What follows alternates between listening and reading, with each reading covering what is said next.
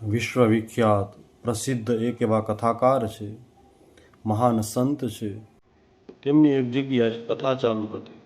12 થી 40 વર્ષ પહેલાં તે સમયે વ્યાસપીઠો એવી હતી કે જેમાં પાછળથી થોડી જગ્યા ખુલ્લી કે જ્યાં આપણે નીચે પૂજાની થાળી વગેરે કંઈ પણ રાખવું તો રાખી શકીએ. કારણ કે ત્યારે આધુનિક મંડપ, આધુનિક વ્યાસપીઠ, આધુનિક સગવડતાઓ, આધુનિક સોફા એવું કાંઈ હતું જ નહીં. સાદા મંડપ હોય, સાદી વ્યાસપીઠ હોય અને એવામાં બહુ સુંદર અને સારી રીતે સુંદર શૈલીમાં શ્રીમદ ભાગવતની કથાઓ થતી. એ મહાપુરુષની કથા ચાલુ થઈ. એ જ દિવસે તે વ્યાસપીઠની નીચે આવી અને કૂતરું બેસી ગયું. બધા એક વાત એને કૂતરાને કાઢવાનો પ્રયત્ન કર્યો. થોડી વાર નહીં પણ વધુ સમય થઈ ગયો. કાઢતા 1-2 કલાક થઈ ગયો. જેવું જાય તરત જ વળી પાછું આવે.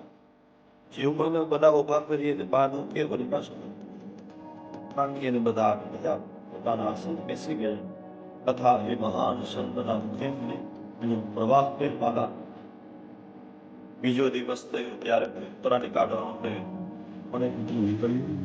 હવે તો રોજ એવું થઈ ગયું, કથા ચાલુ થાય તેની પહેલા બધા કૂતરાને જોવું કે વ્યાસપીઠની નીચે પેલું કૂતરું આવી અને બેઠું છે કે કેમ. રોજનો આ ક્રમ થવા લાગ્યો. ધીમે ધીમે ધીમે કરતા 7 દિવસ પૂર્ણ થયા. 7 દિવસ જેવા પૂર્ણ થયા, પરીક્ષિત મોક્ષની કથા પૂર્ણ થઈ અને જેવું બધા જોવા ગયા છે, ઉભા થયા છે, જુએ છે વ્યાસપીઠ નીચે જે રોજ કૂતરું આવીને બેસતું. આજે કથાની પૂર્ણાવૃત્તિ થતા જ કૂતરાએ એ જ મૃત્યુ થઈ ગયું. કેમ ખબર પડે, કેમ સમજી શકાય આપણે આ ભગવાનની લીલા? આપણે એમ પણ વિચારી શકીએ કદાચ એ પૂર્વ જન્મનો સારો માણસ હશે. કદાચ શ્રાપ અથવા તો પાપના કારણે એ કૂતરાનું ધારણ કર્યું. પશુ પક્ષીઓમાં, પ્રાણીઓમાં એમાં પણ જ્યારે સમજણ શક્તિ જોવા મળે છે ત્યારે આપણને વિચાર આવે છે આ પૂર્વ જન્મનો કોઈ સારો માણસ હશે, કોઈ સારો જીવ હશે. કોઈક પાપના કારણે કોઈ સારા માણસનું એને દુષ્સંગ બન્યું, સારા માણસ ઉપર ખોટું કાર્ય કર્યું, એટલે કોઈ કારણથી શ્રાપ લાગ્યો તો પણ કદાચ એને આવી જગ્યાએ જન્મ લેવો પડ્યો.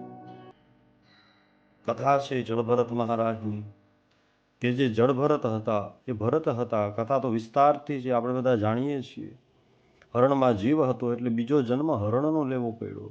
કદાચ આ કૂતરાને જે પૂર્વજન્મનો કોઈ સારો જીવ હશે એને અંતિમ સમયે કૂતરું યાદ આવ્યું હોય તો પણ કદાચ કૂતરાનો અવતાર લેવો પડ્યો હોય. એટલે ઘણી વખત એવું જોવા મળે છે કે પશુ પક્ષીઓમાં, પ્રાણીઓમાં પણ એવી સમજણ શક્તિ હોય છે જે માણસમાં નથી હોતી. આવું જ્યારે જોવા મળે ત્યારે વિચાર આવે કે આ કોઈ પૂર્વજન્મનો સારો જીવ હશે. એ પોતાનું પાપ ભોગવવા માટે, પોતાની સજા ભોગવવા માટે આ વખતે આવી અધમ યોનિમાં જન્મ લીધો છે. એટલા માટે આપણા બધાનું કર્તવ્ય છે કે આપણે પુણ્ય કમાય અને કાંઈ ન થાય તો પણ કાંઈ વાંધો નહીં, પણ ખોટું ન કરીએ, ખરાબ ન કરીએ, આપણાથી બને એટલું સારું કરીએ. સારું ન થાય તોય કાંઈ વાંધો નહીં, પણ મારાથી ખરાબ ન થાય, મારાથી ખોટું ન થાય, બસ એટલું ધ્યાન રાખીએ. અવશ્ય ને અવશ્ય આપણું સારું જ થશે.